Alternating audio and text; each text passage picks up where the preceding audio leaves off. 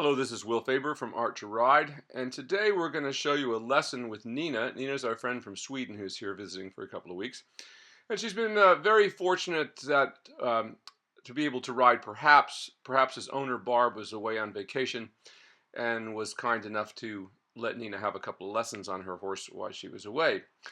So she's getting to experience that, and so we're going to start off here. Now, the thing to think about, also that we want to talk about today in this is all of our horses here. This is our first day or maybe second day back in our rings. We've just gone through a month of sort of monsoon weather in California where we had days, we had a 5-day stretch where we couldn't even get the horses out at all. And for the most part of the month, all the horses did was be hand walked and lunged a few times. So we had a very slow month, which means we're going to have to come back very slowly. You know, and the horses have had a month off, basically.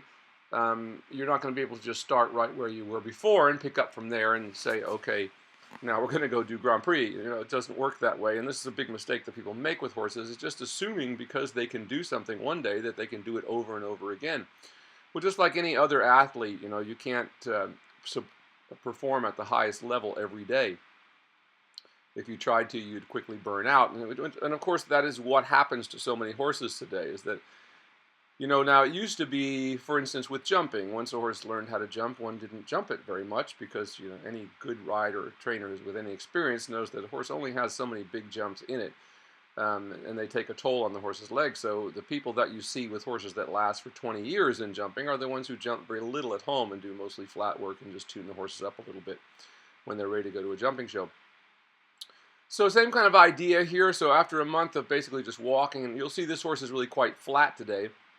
And we don't really ask her to come up much. All we're doing is asking her to stretch and begin to loosen up the muscles here. So you see with Nina here, she's asking the horse just to come through a little more, and the horse tries to offer a little bit of a trot, but she just stretches up, and the horse comes right back down to a walk.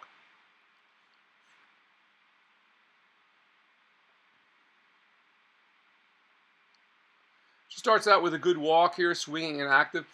And also I just wanted to show you how with a horse like this, that's been trained correctly. Now remember, this horse is almost 20 years old now, or 20 years old. We've had her since she was 5 years old. She came to us as a completely unmanageable, one of the wildest horses I've ever seen in my life, and fractious. And as you see now, she's become the horse that anybody could ride, and that's really what good training does, you know. This horse has been shown through Intermediate 1 successfully. She's trained through Grand Prix.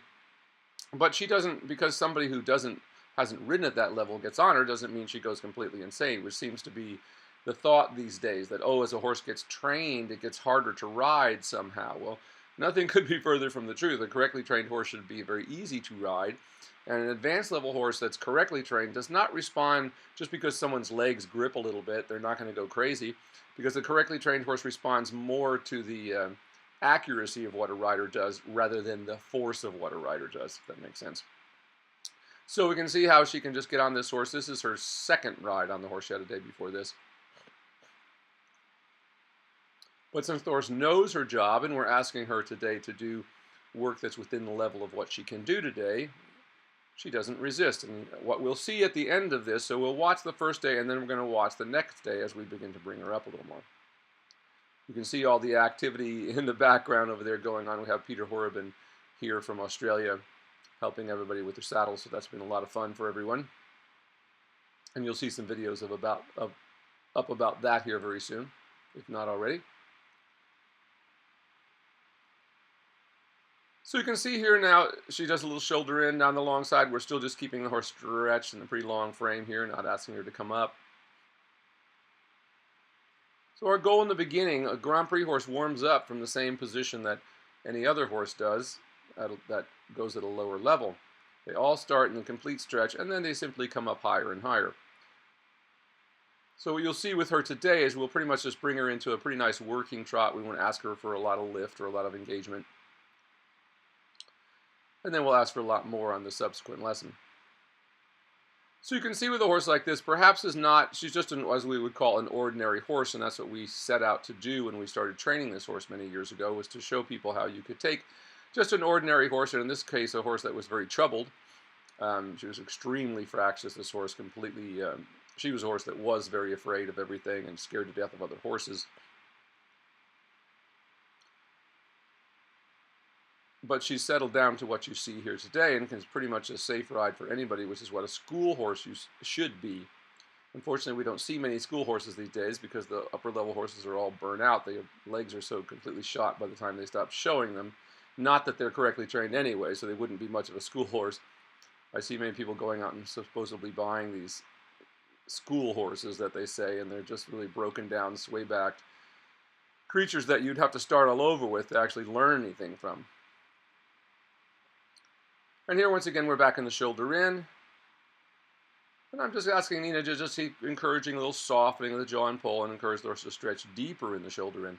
So notice how there wasn't much change in that rhythm, and that's what we're looking for. The rhythm is always telling us how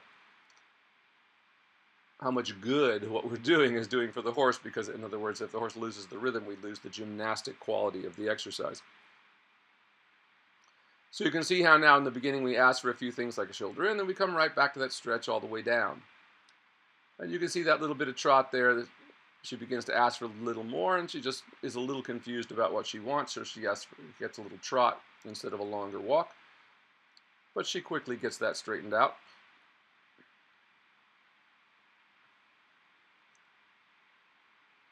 So we can see that perhaps is not a horse with, she's not one of these $1 million movers, you might say. She's just a horse with sort of average flexion in the hocks. And what we'll see as she gets better and better, you'll see more and more lift out of her, which we'll see in the next session. But here we're looking for her just to stretch out today, just get over her top line, begin to warm the top line, bring some nutrients back there in the form of some blood flowing through those muscles again, begin to bring some condition back into the horse. So we always have to take that in consideration whenever a horse has had any time off, that we can't just start back where we left off. There's a good walk there. Now we see her stretching more completely, and notice how as she stretches down more completely, we see a more fluid step in the walk behind. That is, she begins to reach deeper under her body, and we begin to see more flexion in the hocks.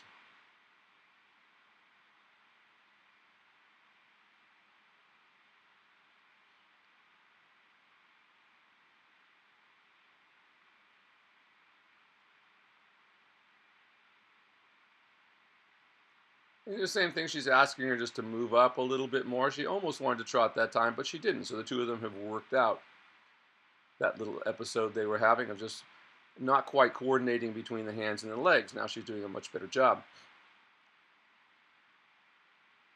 So it's always the legs and then the hand. So when you use your leg, your hand should always be relaxed. Never any backwards tension. There should never be hardly any backwards tension ever. But certainly never any when we're trying to use our legs. That's the biggest problem people have today, is they're all being taught to conflict the aids. That is, they're being taught to push and pull at the same time, which is why we see so many miserable, unhappy horses and very confused horses. Because how is a horse to understand what it is that you want? Now, the horse can understand an impulse from the leg. Once you get that impulse, we feel that impulse move through the body, it goes to the reins, and then we can soften that impulse a little bit if we need to. But it always begins behind and comes forward to the reins. So it's not that we're just throwing away the reins when we ask the horse to come forward. We're just letting our hand relax, so there's no tension on the mouth of the horse at all. So there's nothing conflicting that forward movement. Now we can see here in the shoulder in, we're beginning to bring her up a little more into a working walk as her pole is coming up. And we're still able to keep that same active walk that we had before.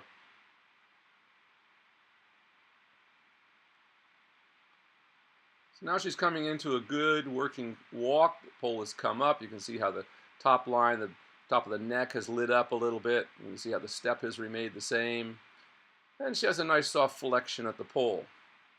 Now this was also a horse that was very broken in the neck when we got her. She pretty much would pin her chin to her chest and run away with you. So it's always a little bit of an issue with her. It's still, years later, it's still difficult at times that when the horse, if you take a little bit too much contact with her, she'll want to overflex a little bit.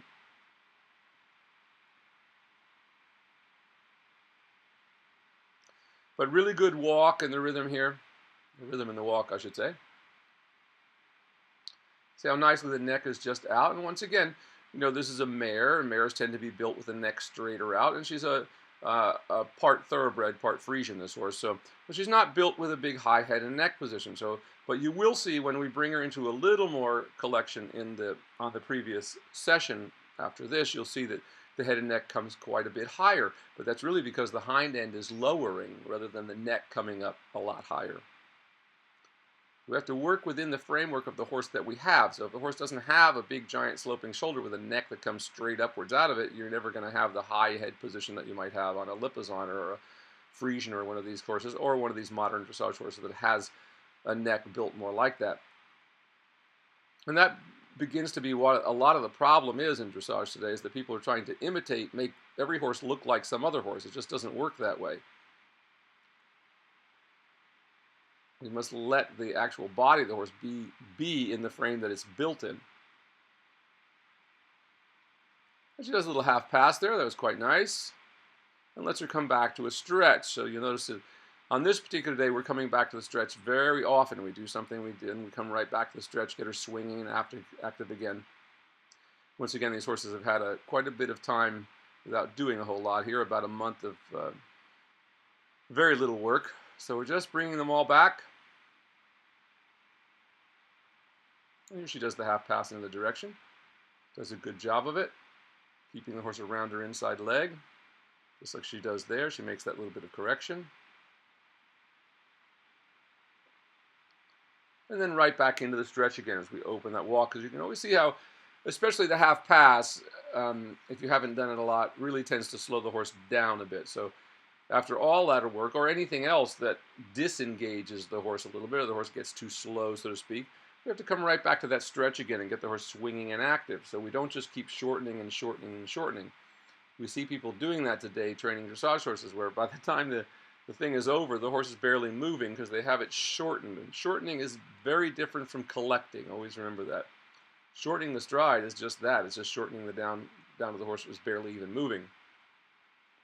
But in real collection, the horse doesn't change the rhythm. The rhythm remains the same. The length of stride that we had just becomes elevated. So what we lose in length of stride, we gain in lift, but the rhythm remains exactly the same, if it has been done correctly. And so here we bring her back up into the working walk again. You can see how every time she does that, she's kind of anticipating a little bit, wanting to go into a trot there, but she doesn't quite do it that time. She comes up nicely into that working walk. Notice the rhythm stayed the same. She came up, was able to soften at the pole there, bring the neck up as we begin to start the trot work. And we can see starting out here, the trot's a little bit on the flat side. She's not swinging a whole lot yet. There's a little trip there. Also, our footing has just, again, these rings have been underwater for weeks here, so just beginning to get our footing back together as well. You can see how here it's rather dry. It's dried out on top, but if we dig it up, it's wet underneath. So occasionally hit a little spot here that horses have a little difficulty with. But you notice with the horse is working over its back, it may have a little skip like that, but it just moves right back and gets back over its body again. So remember, having a horse over its back is like having a car with four-wheel drive. It's what really gets the horse balanced. And of course, that's what makes the horse safe. A horse that with a high knee action, but on the forehand, which so many of them are. Remember, just because the horse's knees come up in the air does not mean the horse is not on the forehand, or how high the head and neck is. And here she gets into a nice stretch here. Now that's starting to come through. You can see how she's starting to swing. And as always, watch how as the horse's head and neck goes down and out. Watch how the hind legs work more actively, and we get a rounder circle out of the hocks. This is always what we're looking for. And of course, the only way you'll take an average mover like this and make her into an above average mover is by doing this. So many people think their horses aren't suitable for dressage, but they've never actually worked them in dressage. They've just worked them in shortened gaits, so they really have no idea what the horse is capable of doing.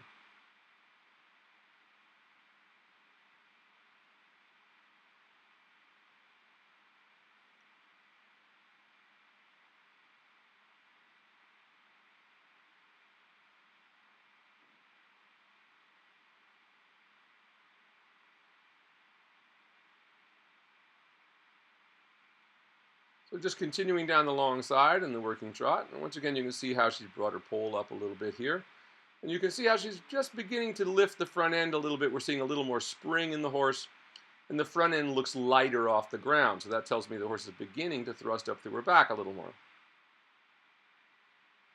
So remember, it's the push off the ground of the hind legs that lifts the forehand off the ground. That's how we create real collection. Like a rocket engine pushing the body of the plane up into the air.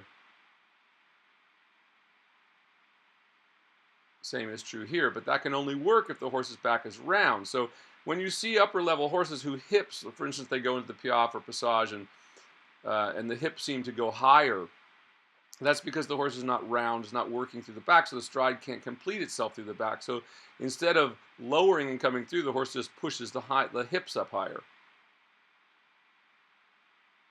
So she just does a little bit of a lengthening on the diagonal, not a lot. Ask her just swing it through a little bit. But look how nicely relaxed she is in the underside of her neck. Remember, that's one thing we always want to look at. The horse is tense in the underside of its neck. It's pulling with its shoulders. And once again, she has a little skip. That's the footing there. Once again, it's dry on top and wet underneath. So occasionally hit a little bad spot. But you can see how it doesn't just blow the horse's mind to do that. She just gets right back into a good working trot. Gets back over her back again.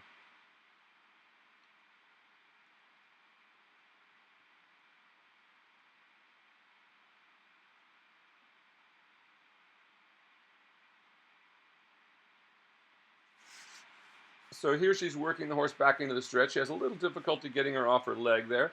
And notice as she does begin to get her out in the size of circle that we want, and the horse begins to yield a little more. And then she'll start to stretch down more completely, as you see happening here. So it's always that thing of being sure that both ends of the horse are on the same circle, so to speak. Or if anything, you can bring the hindquarters a little bit outside, like you're going to do a shoulder in on the circle. We don't have to do a full-blown shoulder in to get the benefits of getting the horse to step underneath. And remember what we're always looking for. We're trying to find that just perfect position of the shoulder in that allows the hind leg to step under the body. That's what will push the back up and will push the neck out in front of you. And that's what a real stretch feels like. It doesn't just become just because we have held a treat out for the horse or something like this. Well, that's not a bad idea to do in the beginning to get the horse to the idea, but it's never going to be very good until the horse really begins to seek the contact and come through the back.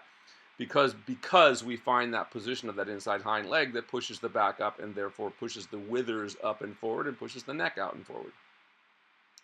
So it comes from a real physical thing rather than just doing a trick.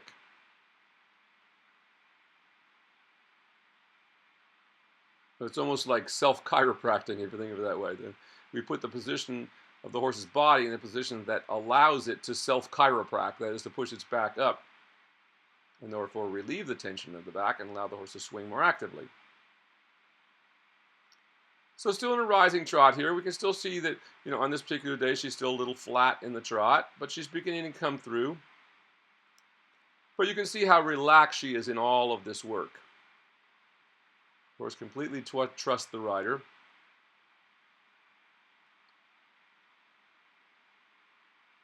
That includes trusting the rider to do the right thing.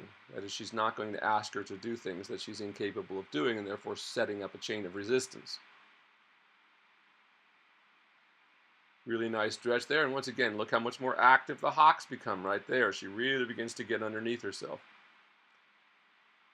You can clearly see the importance of what we're doing here of letting the horse find the head and neck position that allows the back to come through.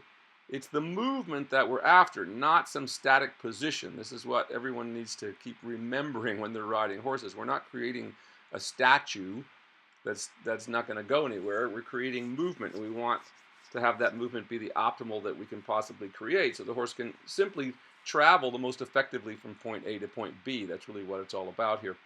So she has a good working trot, staying up in the pole. As you can see, staying quite active. She had to bump her a little bit there to keep her over her back.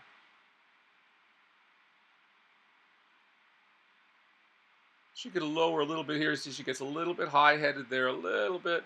So we have to get her to soften again. She does a little bit of lengthening on the diagonal here. She's not quite soft enough over her back yet. It's not bad. She's still swinging through pretty well, but she could use to lower a little bit there from where she is.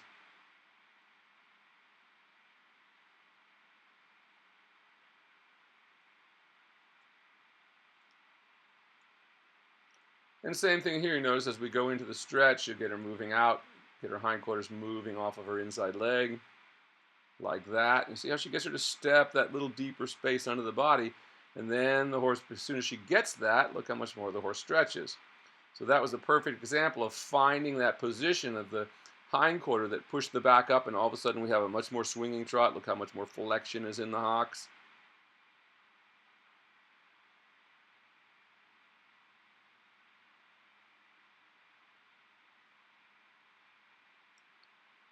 You can also see how the work here is just continue to flow forward. We do very little stopping at this level. We don't want to see so many people stopping all the time or stopping and talking about it in a lesson.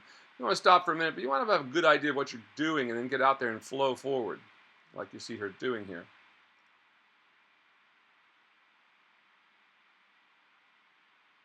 Really nice there. So now we begin to strengthen the horse's back, then we have the stretch, and now we begin to sit to the trot. And of course, this is how we should always warm up the horse's back, is in the stretch, so we know that the back can stay up underneath us before we begin to bring the pole up, which would tend to drop the horse's back, especially if the horse's back was not warmed up. So once she can sit to the trot in that stretch, and you can see how she struggled there a little bit as she brought the pole up to develop a working trot sitting. See how she wanted to slow down a little bit, and she had to encourage her a little bit with a little tap of the whip. And then we go back to the stretch again. So you have to always remember that sitting trot is very hard on horses' backs, and we see so many people who have this idea that you're not doing dressage unless you are doing that. That is sitting to the trot. And unfortunately, the horse's back, just like any other weightlifting exercise that you would do, you can only do it for so long before your muscles wear out, and the same is true of the horse. So once we feel we're beginning to fatigue, we just come right back into the rising trot. Once again, remembering here, this is just a day of just bringing the horse back into some kind of condition after mostly a month off. So we don't expect her to work at the highest level. And you can see here, as the head came up there, she howled a little bit. Look how much less the hocks are flexing back there. So we come right back into the stretch in this direction. So we can see that on this particular day, she's not really ready to come up very high. Those muscles are just beginning to get refreshed, so to speak, after all the inactivity of the previous month. But on the other hand, look how beautifully this horse just came out and worked at the level that she could work. And that's what a well-trained horse does. You don't encounter a lot of resistance. That is, unless you ask the horse to do something that it is physically incapable of doing. So here, once again, we warm up the sitting trot in the stretch. So we're sure that the horse can maintain that position, as she hasn't done much sitting trot here in a while. Nina's done a really good job of riding this horse and adapting to her.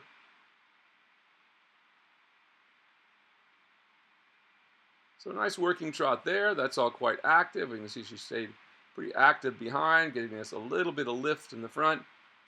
Not quite as heavy-footed as she looked in the beginning. And once again, notice how we don't do a lot of sitting trot. We do little bits of it at this point. We'll do a lot more of it in subsequent days as we bring the horse back into condition.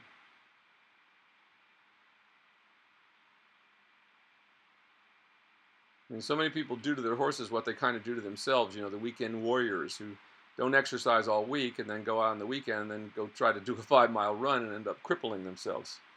People have to think, we're the personal trainers for these horses. Think of it that way. We must be very, very aware of what the horse is doing and how it's feeling on each passing day, instead of just thinking, well, we can just beat it out of it somehow or other if it doesn't want to do it.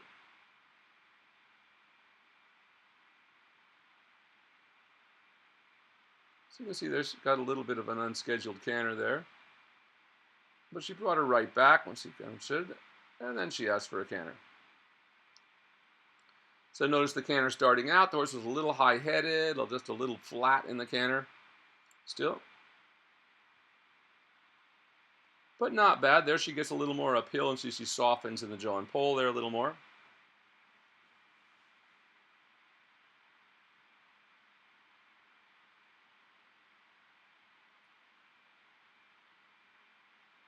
And she just does a little bit of a leg yield and shoulder in down the long side in the canter.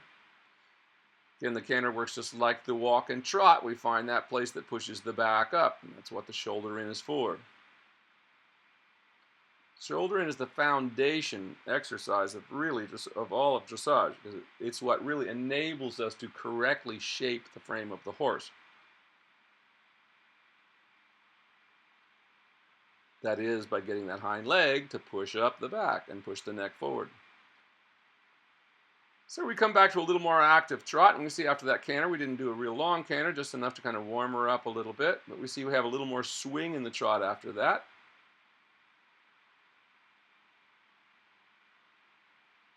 So notice that we have just continued to keep this horse active and swinging forward. We haven't taken a lot of breaks here. We haven't stopped and reined back, all the things that we see people doing.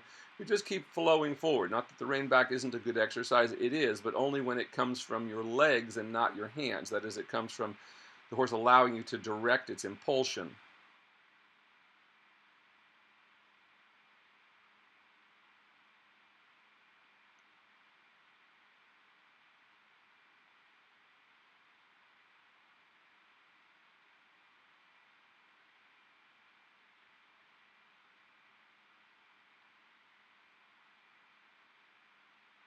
So you can see her once again getting back into that stretch as we get her a little more active over her back again. She got a little flat into that canter coming back.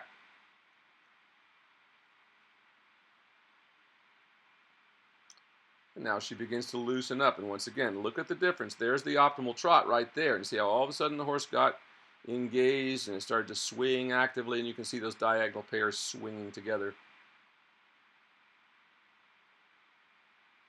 And of course, how much more flexion you can see in the hocks.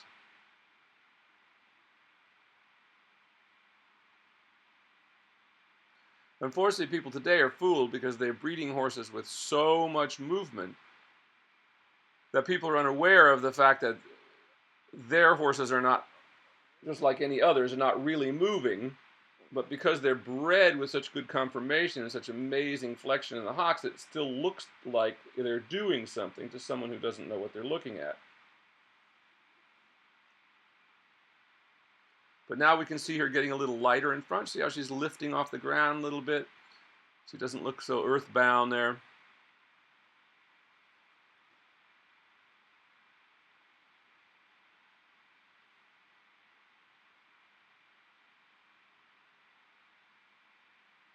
Right back into the stretch. Again, every time we lose that optimal trot, we have got to come back and reestablish it.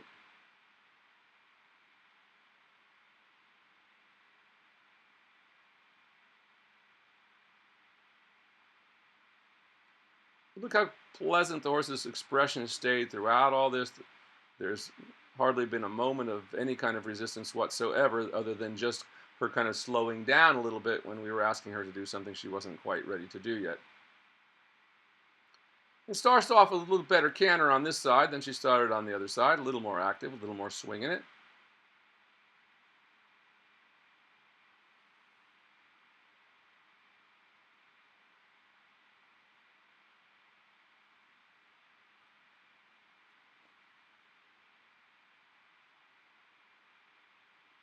Now the canter's starting to look a little more uphill, staying nicely flexed at the jaw and pole without over-flexing. So that's a good working canter for this horse today. You can see the front end staying up pretty nicely. That rhythm was really good into the shoulder in there. Once again, the shoulder in works in all three gaits. It's the same in all three gaits. The shoulder in is what helps us get the back up, if it's done correctly. I can see she gets a little more swing. Now here she's beginning to work on a little bit of counter canter. Just kind of misjudge her loop size there a little bit. But she still made it through. So that last turn was obviously too difficult for the horse. So we're going to come back to the stretch. And that was a pilot error, so to speak. So we come back to the stretch again, and we'll try that again. So our always, the way we like to think of it is just repeat. Don't beat, repeat. Most mistakes that are ever made are made by the rider, even if it's just asking for the horse to do something it's incapable of doing. So there's very little time that we punish the horse for anything. Why punish the horse for our shortcomings, right? Now that was much better that time. Still not quite 320-meter circles, half circles, but it was better than the first time around. And she was able to complete the turn at the end, so that's good. So now we'll just let her open up the canter a little bit. And see how nicely this horse keeps lifting that front end up off the ground, so it refreshes the stride. So you don't get that feeling. I mean, there's a little bit of a feeling of up and down, but it's not like a rocking horse. Like when you see some of these upper level horses whose hips are going, a foot into the air with each stride, well, it tells you they're not working through the back. So she's going to just try a little bit of flying change. Not bad. It was slightly late behind, but not bad. Not as good as a jump as she normally does, but it was not bad. First time trying that.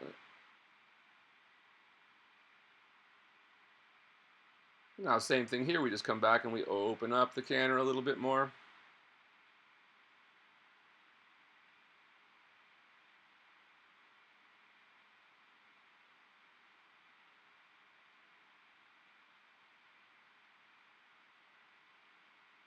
And now she'll do the counter canter in this direction, which is a little easier for her. That works out quite nicely that time. And notice there was very little change in the horse's rhythm when she went into the counter canter section of that. And that's always what we're looking for. So now she'll try another flying change. And now it's still a little bit late behind, but not bad. A calm change. Enough for today. Those will get cleaner on subsequent days, but I feel like the horse is getting a little tired now. And one thing we listen to her, she comes back, you can't hear it on here because you're not hearing the actual soundtrack, but she clipped a little bit, that says she forged a little bit once in a while. So we're going to come back and clean up that one canter. That last one was a little bit too late behind, so we're going to do that one more time and let her correct that a little bit. So you notice once again we didn't punish the horse. We brought the horse back and stretched it so her back was more supple. And then she'll come back and try the flying change again. Now, same thing there. That time you see she didn't quite get her through behind, so that's a timing thing on the part of the rider. So once again, we don't punish the horse. We're going to come back and stretch the horse. The time to ask for the flying change is right after the third beat of the canter. So if you're counting the canter as 1, 2, 3, 1, 2, 3, it's 1, 2, 3, and, like that. So it comes on the and of the beat. If we wait for the next stride, the horse is already in the next stride. So the flying change has to come just as the horse starts the last beat of the canter. So let's see how it goes this time. There we go. Much better on that attempt. Good for both. And now we'll just come back and let her have a stretch again. So she's had just a few days coming back, as I said, after our long little break here that we had throughout our rainy season here in California. We finally got a much needed end to our drought here, so nobody really minded. And we were able to lunge the horses every few days in a little round pen and just hand walk them, and that's pretty much what they did for the most of a month. So just bringing her back, now look how nice and supple she comes back. We always end at the same place that we finished, letting the horse stretch back out over her back and really get supple.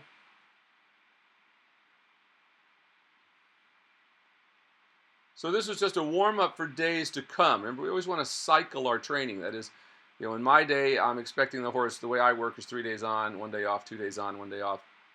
So on my third day, which is what we're going to now see, was a little bit from the next day. Now, she had 1 day between that, and then we're going to see, she's already done a warm-up pretty similar to what you saw this whole session. So she had about a 20-minute warm-up before we get into the next section of what you're going to see here. That is on this next day, but I'm starting after the warm-up. And of course, she's finishing just exactly how we began, in a nice, long, swinging, active walk.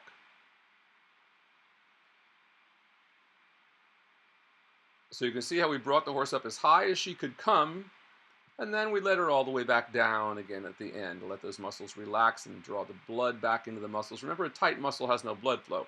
So now here we are 2 days later. We've done a pretty good warm-up already here about the way that you saw her do in the last session, where she was a little bit on the flat side. We weren't asking for much collection or anything. So now we're going to ask for just a little bit more. We're going to start with a little bit of piaffe to activate her back muscles, which is what the piaffe is for. It's not so you can endlessly. So notice I'm encouraging her to stretch her back up. In the piaffe, you want to just tighten your back just a little bit. You can see her struggling to get the rhythm. Your rhythm has to line up with the rhythm of the horse. And just very subtly, without any backwards tension on the reins. And there, she gets a little bit more. She starts to sit a little more as Nina begins to coordinate her leg aids there with it. And that's the first good light up. So that's what the piaffe is for, is just to light those back muscles up and strengthen them and teach the horse how to lower behind as opposed to this idea that people have of pulling the horse back onto their hindquarters, which doesn't really work. So now as we go into the working trot, we see already that this horse is much more connected here than it was on 2 days before, when we saw the last video, and how much more steadier the working trot is now. You can see how she's keeping much more flexion in her hocks now during the sitting trot, right there. Now, not up into collection yet, but she does a good working trot where she gets a little more towards collection, which we'll get to in a few more days here as she comes back into condition. But you can see how clearly here the head and neck is higher than it was. She has a little more flexion at the jaw and poll, but you can see how the underside of the neck is staying completely relaxed.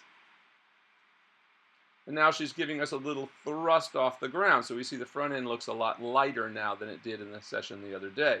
And once again, notice how she keeps that bigger flexion in the hocks now. And here she does a nice little medium trot. Notice horse keeps the same rhythm, lifts up. If you go back and we compare this, now notice how much more she stays under her body here. Now this is a good working trot for this horse now. Notice, look how the underside of the neck stays completely relaxed and we see the top line muscles engaged.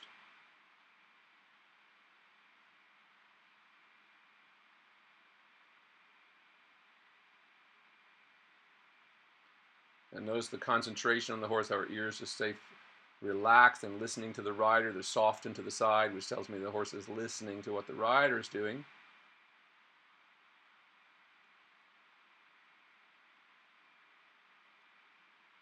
Stays really nicely balanced under here. Once again, look at the flexion in the hocks, how much bigger the stride is here now on this day.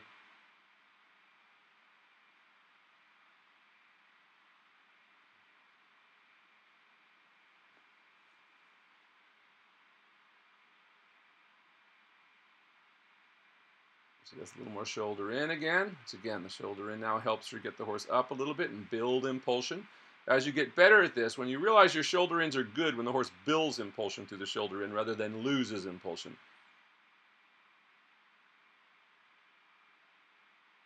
She does another nice medium trot. She comes through, keeping the pole up that time. You see how the horse started to fall a little bit on the forehand, but she tucked her with her leg a little bit, gave her a little pluck with the leg, as Nuno used to say, and the horse came right back through again.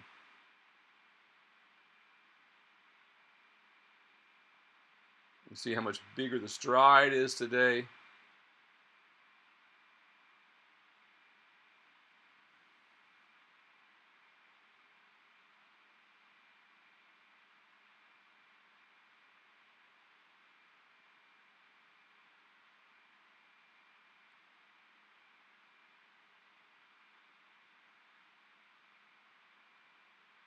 Now we get a good medium trot this time. Now look how the hind leg is coming through. Same degree as the front end. And once again, look how much more flexion is in the hocks now than it was on the previous lesson. So that was really good. So we're going to come back to a stretch. So once again, remember, this is the highest we brought this horse up in quite a while. So we still come back to a stretch. But even the stretch, look at today how much more lifted. The horse looks much less earthbound than she did 2 days before this.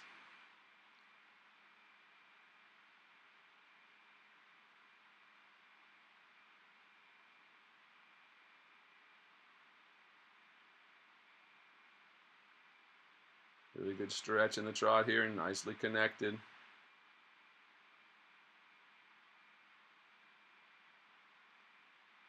So you remember in the previous lesson how much circling she had to do and getting the horse off her inside leg to keep those hocks working, but look how much the hock is working today. Remember, folks, this horse is 20 years old. It gets no injections of any kind. It gets some chiropractic help every now and then, and a good diet. But she doesn't have any joint injections or any of these kinds of things that we see people doing to 7, 8 years old. And this horse is 20 years old, and I'm sure she'll be going like this for another 10 years.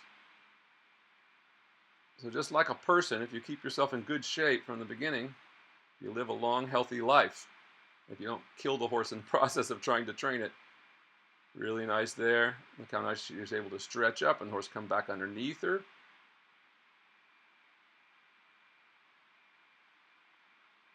Now remember when you see my videos that not all of the horses you see in the background in these videos are with us, in case there's some confusion about what you might see going on in another ring here. We're a public stable, like many people. So here she was able to bring the horse into a piaffe. That was the idea here. We tried to let her bring her right down from the trot, and that was not bad for a first attempt at that. We do a little bit of passage here, just letting her move a little bit more forward. Not a full-blown passage, but just looking for a little bit movement in it and letting her get those hocks moving and working a little harder through the back. Remember, those exercises are like weightlifting. The horse really has to dig in to do that. But here now, after that piaffe work, we get a little more lift, and watch at the extended trot here. Now we go for the extended trot. Look how she swings through behind. She almost had a little bit too much hand in the very beginning, but she released it, and then the horse was able to come through behind. If you're holding against the mouth of the horse, it's never going to come through behind. That's what people have to realize. So really nice here, and now the horse is showing a little more collection in the trot. That is, she's starting to lift up and looks a little lighter off the ground. She's starting to, the thrust is starting to lift the front end into the air. Not to the degree that it will be in another week or so, but headed back in the right direction. It's really nice through all these turns, how easily the horse is able to make all those turns and corners, really supple and bending. So now she's going to do some half passes. Hindquarters trailed a little bit in this one, but it stayed nicely active, which is more important than anything else. And we come back and let her have a little stretch again. So we can see how that half pass, just as it did in the walk, began to tighten the horse up a little bit. So we come right back and give her a little stretch, refresh her back, so to speak.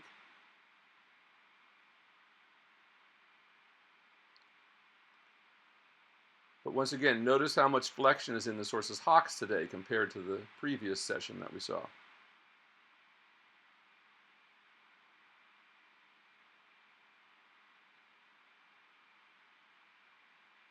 This has got us get the stretch all the way down there again, just like that, and see her begin to light up.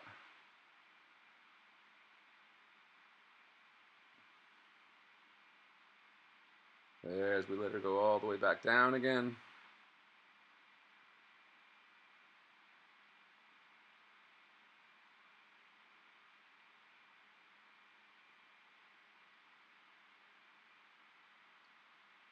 Notice how smoothly she was able to make that transition into the saddle there. She's set to the trot. The horse lifted up, just as we want to see there.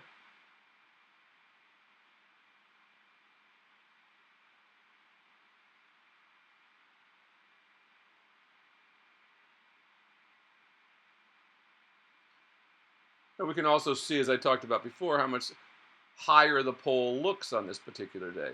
Now, once in a while, you'll see that she'll take a little bit, like right there, she gets a little bit too much backwards in her hand instead of just lifting up. With a horse like this, all you have to do is give a little upwards tug on the reins, a little bit lifting your hands just a lightly bit, without any backwards tension.